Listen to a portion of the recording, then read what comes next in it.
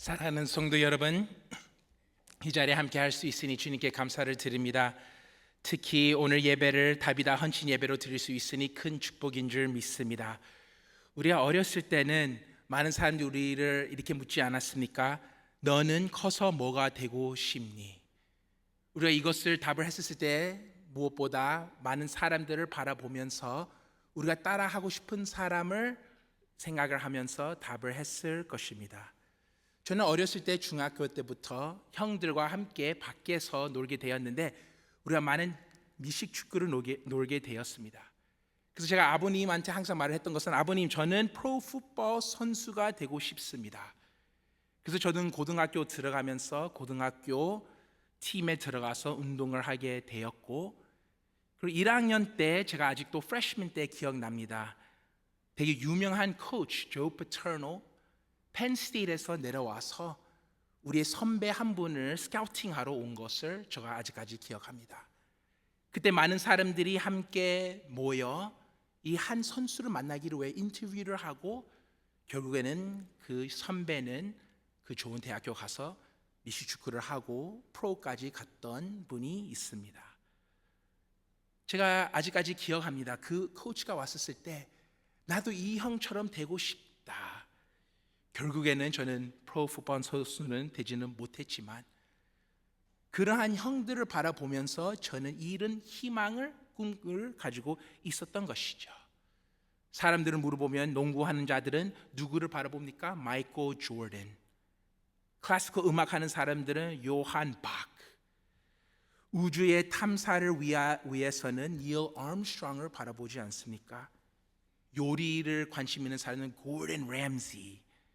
그리고 영화와 연출을 위해서는 스티븐 스필버그, 이런 사람들을 바라보고 나가게 되지 않습니까?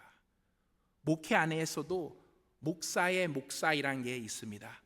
모든 사역자들이 바라보는 선배의 목사님, 모든 사람들을 목사님들을 양육해 주는 사람들. 성도님들은 성도님의 삶을 생각했을 때 우리가 바라보는 사람도 있지만 제가 오늘 묻고 싶은 거는 혹시나 성도님을 바라보면서 나는 그 성도처럼 되고 싶다 하는 사람들이 있을까요? 자녀가 엄마 아빠를 봤을 때 나는 엄마 아빠처럼 되고 싶다. 아니면 저는 권사님 집사님처럼 되고 싶습니다. 무엇보다 우리는 하나님의 백성, 하나님의 제자로서 사람들이 우리를 바라봤을 때 나는 그 제자처럼 되고 싶다 하는 분이 있을까요? 오늘 말씀에는 우리가 다비다를 보게 되는데 성경 말씀에 여제자, 이 특별한 타이틀을 가지고 있습니다. 36절 말씀에는 욥바에 다비다라 하는 여자가 있으니, 유일하게 딱 여기에서만 여제자, feminine sense of the 제자 verb. 그는 모든 초대교회에 교회가 세워가고 있는데 많은 제자들이 세워지고 있었고 오늘 말씀에는 이 다비다가 나타납니다. 초대교회는 제자들이 바라보는 제자들이 있었고 내가 그 제자처럼 되고 싶어 한다는 제자들이 있었을 것입니다. 이기심 없이 희생적으로 살아가는 주님의 제자들. 오늘 말씀에 나오는 다비다는 주님의 제자의 모습이 무엇인지 우리한테 보여줍니다. 우리가 두 가지로 살펴보아야 할 건데 제자의 삶과 제자의 죽음을 우리가 볼 수가 있는 것이죠. 첫 번째는 제자의 삶. 다시 36절 말씀 보면 이렇게 나와 있어요. 욥바에 다비다라 하는 여제자가 있으니 그 이름을 번역하며 노르가라 선행과 구제하는 일이 심히 많더니. 다비다는 아람어 이름이었고 도커스는 헬라의 이름이었던 것을 우리가 보게 되는 것이죠. 그래서 여기에서는 예수님의 제자. 제자는 무엇입니까? 성세님 따라가는 모습, 학생이 되는 것이죠. 제자는 자신의 삶을 스승을 따라 살아가는 그 모습을 가지고 있지 않습니까? 무엇보다 스승이 걸었던 그 길을 따라가면서 나가는 것이죠. 바로 예수 그리스도의 제자가 되는 것은 예수 그리스도의 모습을 따라가는 것입니다. 예수 그리스도가 나를 위하여 십자가에 못 박혀 죽으시고 그래서 나는 은혜 가운데 구원을 받은 자로서 예수 그리스도를 붙잡고 살아가는 이러한 삶, 무엇보다 예수 그리스도를 따라가는 이러한 삶이 되지 않습니까? 무엇보다 제자가 된다는 것은 모든 것을 포기하고 그 스승을 따라가는 것이죠. 우리가 열왕기상 19장을 보면 엘리야가 자신의 겉옷을 엘리사에게 던지고 하나님께서 엘리사를 부르는 장면이 나타납니다. 엘리샤의 삶 가운데에는 가난하지 않았습니다.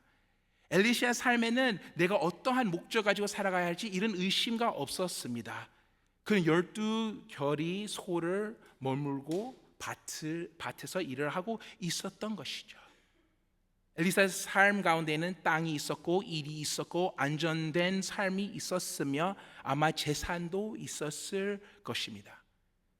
그러나 하나님께서 엘리샤를 불렀을 때 되게 radical, 급직적인 결단을 했던 것이죠. 그는 소를 뒤에 남겨두고 죽이고 농기구를 불살랐었고 가족한테 인사를 하면서 엘리야를 따라갔던 그러한 모습 우리가 보게 됩니다. 모든 것을 태우면서 나는 절대로 다시 이 길로 돌아오지 않겠다, 이러한 결단을 만들었던 것이죠. 엘리사의 모습은 이것은 part-time, 이러한 것이 없었던 것입니다. 이게 바로 제자의 모습인 줄 믿습니다. 엘리샤는 여기에서 내가 혹시나 이 길이 안 될까 봐 소를 몇 개 두어야겠다, 이 생각을 하지 않았어요. 주님 부름 앞에 모든 것을 포기하고 스승이 인도하는 그 길로 나갔던 그 모습 우리가 보게 되는 것입니다. 요즘에는 우리가 학교 선생님이라고 생각을 하면 아이들이 학교 가서 선생님 앞에서 점수를 좀 따먹으려고 조금 잘 공부하고 나오는 그 모습들이 되지 않습니까? 그러니까 진정한 스승, 진정한 제자는 그냥 어떤 거 배운 것뿐만 아니라 그 삶을 따라가는 것이죠. 그럼 오늘 말씀은 다비다가 예수 그리스도의 제자라고 말을 합니다. 신실하고 성숙한 제자가 됐던 것이죠. 오늘 말씀 가운데 이 선행을 했다고 합니다. 이 선행은 어떠한 일이 있었을까요? 아픈 자들도 위로하고 굶주린 자를 먹이고 낯선 사람들을 집으로 초대하며 함께 식사하지 않았을까요? 머물 곳을 내어주면서 감옥에 있는 자들을 찾아가면서 이러한 모습이 되지 않았을까요? 예수님께서 마태복음 25장에서 선한 일에 대해서 설명을 했을 때 가난한 자 축복하는 그러한 일들을 설명하지 않습니까? 필요한 자들을 채워주는 그 모습. 그럼 오늘 말씀 가운데 다비다는 선행을 했다고 합니다. 그뿐만 아니라 가지고 있는 것을 아낌없이 나눴던 것을 우리가 보게 되는 것이죠. She gave generously. 그는 여기에서 어떻게 줬다고요? 심이 많더니, full, play race, 가득한. 그래서 주는 것, 나누는 것이, 선행하는 것이 가득했다고 합니다. 우리가 성경 말씀을 보면 예수님께서 이 말이 기록이 되어 있습니다. 예수님께서 5,000명, 4,000명을 먹였을 때 이제 물고기와 떡이 남아 있었을 때 12바구니를 차게 거두었다고 이렇게 나와 있습니다. 차게, 이렇게 abundant, 이러한 말이 되는 것이죠. 사도행전 가운데 있는 성령님의 충만함, 믿음 충만, 은혜 충만할 때 이 단어를 쓰게 되는 것입니다. 스테판이나 바나바스나 제자들의 모습을 봤을 때 가득한 이러한 심이 많던 다비다의 모습 우리가 보게 되는 것입니다. 그는 어떠한 그냥 선행, 가끔씩 좋은 일, 하나님 앞에서 좋은 모습으로 보이려고 했던 것이 아니라 그 삶이 가득한 심이 많다고 우리한테 보여줍니다. 우리의 삶 가운데는 선행 일을 했을 때 우리 이것을 많이 기록하지 않습니까? 저는 헌혈함, blood donation을 한 적이 있습니다. 그래서 제가 많이 해보지는 않았습니다. 이거를 딱 2번밖에 하지 않았는데 저는 아직까지 기억합니다. 나는 그때 좋은 일을 했지. 더 가서 해야 할 텐데, 다른 사람을 살리는 그 일인데 바빠서, 이런 핑계들이 많지 않습니까? 그러다 내가 그 2번 했다 이렇게 생각을 한 것이 있는데, 우리가 주님 앞에 섬길 때 나는 그것을 잘했다 이렇게 생각을 할 수가 있는데, 오늘 나오는 이 다비다 제자는 이 선행, 이 generosity가 힘이 많다, 개수할 수 없을 정도로 있었던 것을 우리가 보게 됩니다. 다비다의 삶은 자기의 인생, 자기의 방식으로 살아간 것이 아니라, 자기의 편안함으로 자기의 즐거움을 위하여 살아간 것이 아니라, 하나님과 다른 사람을 섬김을 위하여 살아갔던 여인인 것을 우리가 보게 됩니다. 특히 다비다가 이렇게 죽는 모습이 있는데, 과부들이 나타났었을 때 베드로한테 이렇게 말을 합니다. 39절 말씀, 베드로가 일어나 그들과 함께 가서 이르매 그들이 데리고 다락방에 올라가니 모든 과부가 베드로 곁에 서서 울며 도르가가 그들과 함께 있을 때에 지은 속옷과 겉옷을 다 내 보이거늘. 여기서 보면 다비다가 이 겉옷을 주었다고 합니다. 우리의 세상을 지금 생각을 해보면 우리가 도네이션을 할 수가 있습니다. 옷을 가지고 누구한테 줄 수가 있는 것이죠. 특히 우리의 시대 가운데에는 옷을 생각할 때 우리가 쉽게 사고 쉽게 버리고 쉽게 새 것으로 바꿀 수가 있지 않습니까? 그러나 예수님의 시대에는, 바울의 시대에는, 베드로의 시대에는 모든 사람들이 가지고 있는 옷이 maybe 1set, 2set까지는 있을 수가 있지만 부유한 사람만 3set 가지고 있었던 것이죠.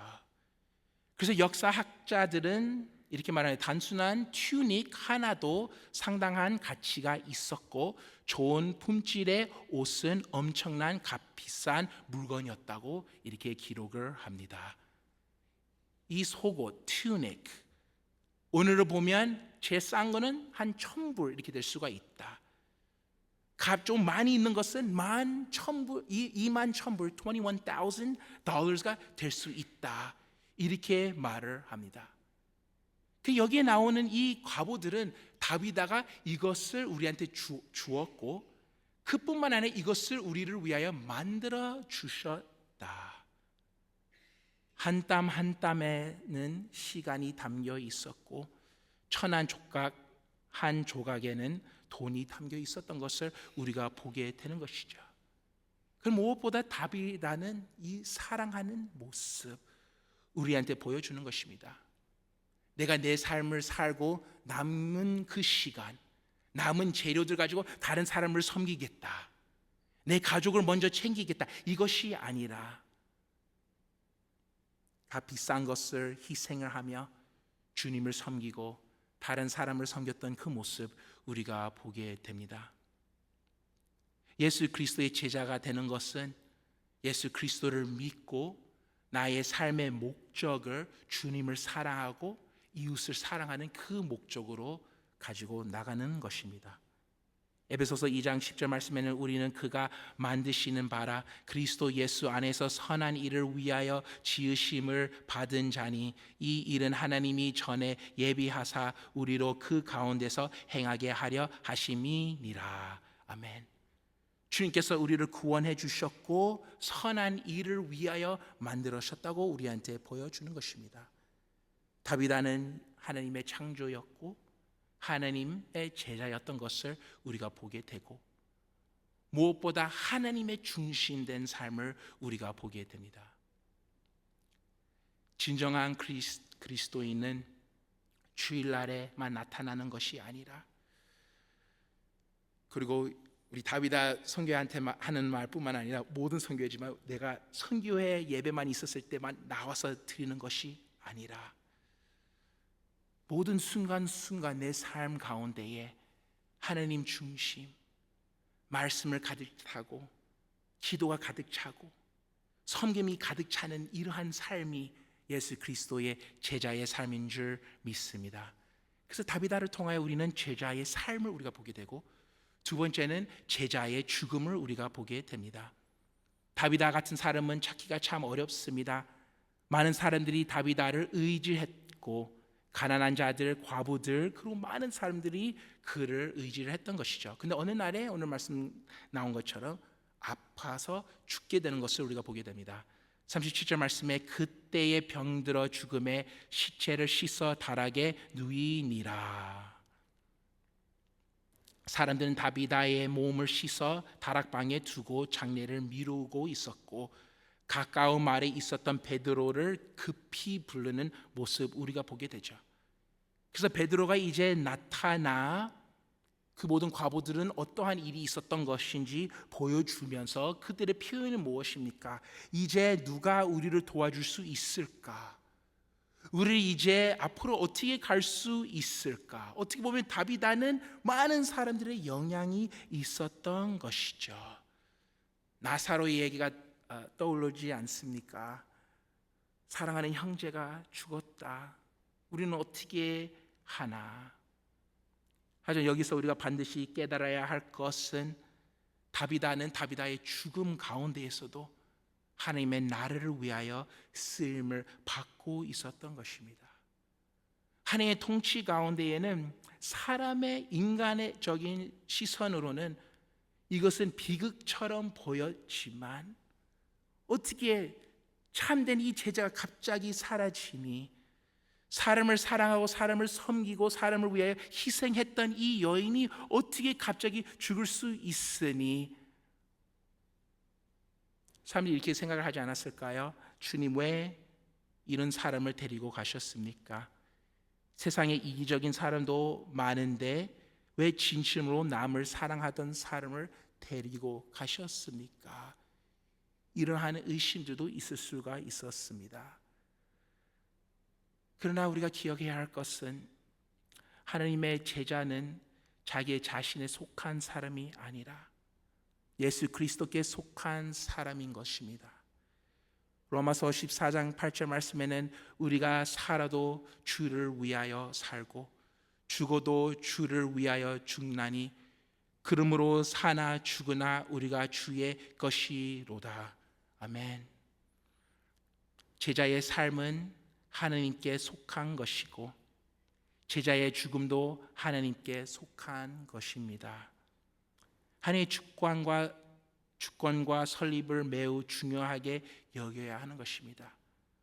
모든 일은 이유가 있고 죽음조차도 주님의 통치 아래 있다는 것입니다. 오늘 말씀의 다비다는 하나님이 lose control해서 죽게 된 것이 아니라, 사탄이 이겨서 다비다가 죽은 것이 아니라, 그녀는 하나님의 주권적인 손 아래에서 죽었던 것을 우리가 보게 됩니다.